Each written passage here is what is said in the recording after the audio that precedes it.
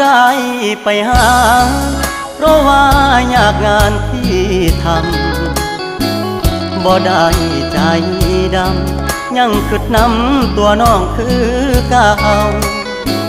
บ่ได้เปลี่ยนไปหัวใจอ้ายยังห่วงเจ้าบ่ได้ปล่อยให้เงา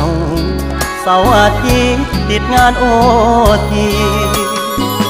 ได้แต่โทรหาน้องคงจะไม่ว่ากัน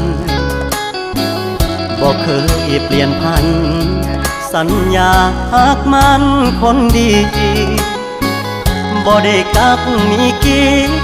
บ่ได้เลีกสัญญาที่มีย้อนงานยุ่งอีลีคนดีอย่าเครียดอายเด้อขอห